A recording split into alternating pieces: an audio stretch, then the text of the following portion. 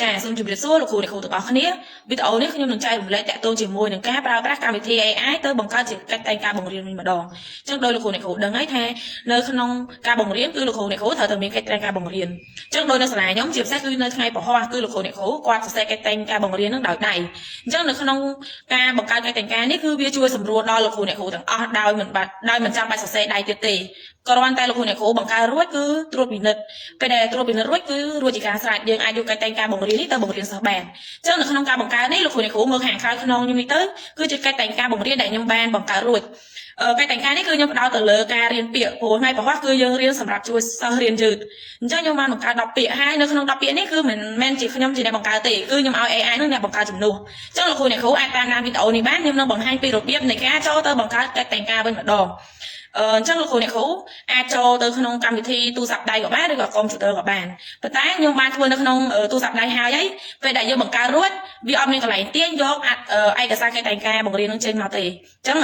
សូមឲ្យលោកគ្រូអ្នកគ្រូអាចចូលទៅធ្វើនៅក្នុងកុំព្យូទ័របានអញ្ចឹងជាដំបូងលោកគ្រូអ្នកគ្រូចូលទៅក្នុងកម្មវិធី Chrome មក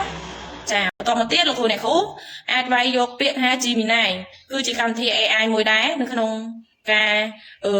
ជួយបង្កើតសម្ភារៈការបង្រៀនផ្សេងទៀតមានជាច្រើនដែលលោកគ្រូអ្នកគ្រូអាចចូលរួមទៅធ្វើបានអញ្ចឹងដូចដឹងហើយនៅក្នុងការបង្កើតនេះលោកគ្រូអ្នកគ្រូ 100% គឺវាអត់បានទាំងអស់ទេគឺ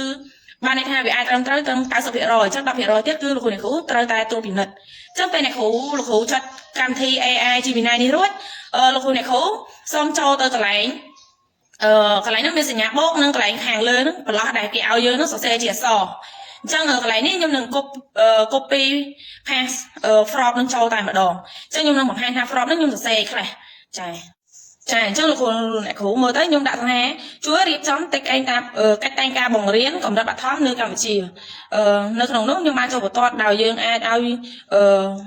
កំណត់មុខវិជ្ជាភាសាខ្មែរអញ្ចឹងនៅកន្លែងនេះខ្ញុំធ្វើកិច្ចតែងការបង្រៀនភាសាខ្មែរកម្រិតថ្នាក់ទី2ចំណងជើងមេរៀនទី33ពេលចេញលេងហើយចំណងជើងរងតូចនោះគឺខ្ញុំដាក់ឲ្យវានឹងសរសេរពាក្យពិបាកហើយក្នុងនោះគឺខ្ញុំកំណត់យក10ពាក្យបន្ទាប់មកទៀតខ្ញុំកំណត់រយៈពេល80នាទីហើយវត្ថុបំណងមេរៀនគឺមាន3មានវិទ្យាសាស្ត្រវិទ្យាបំណិនសាស្ត្រវិទ្យានិងចរិយាសាស្ត្រវិទ្យាហើយសម្ភារៈឧបទេសលោកគ្រូអ្នកគ្រូដាក់ចោលអញ្ចឹងទៅវានឹងកំណត់សម្ភារៈឲ្យយើងរួចជាការស្រេចចំណែកដំណើរការបង្រៀនគឺយើងរៀនអញ្ចឹងមកលោកគ្រូអ្នកគ្រូអាចចុច stop ដើម្បីត្រួតពិនិត្យអក្សរនឹងបានពេលដែលលោកគ្រូអ្នកគ្រូត្រួតពិនិត្យហើយសូមចុចសញ្ញាព្រួញ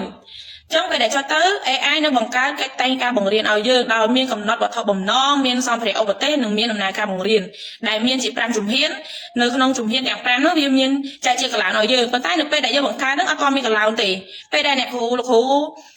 បង្កើតរួចសូមចុចកន្លែងត្រេក3ហ្នឹងមកហើយយកពាក្យ export to document កន្លែងហ្នឹងលោកគ្រូអ្នកគ្រូអាចទាញយកឯកសារនឹងបានពេលដែលទាញបានគឺវាបង្កើតជាកន្លងឲ្យរួចជាស្រេចអញ្ចឹងពេលដែលលោកគ្រូអ្នកគ្រូទាញបានហើយសូមត្រួតពិនិត្យមើលកិច្ចតែងការនឹងថាតើវាត្រឹមត្រូវហើយឬនៅព្រោះវាមិនអាចត្រូវ 100%ទេ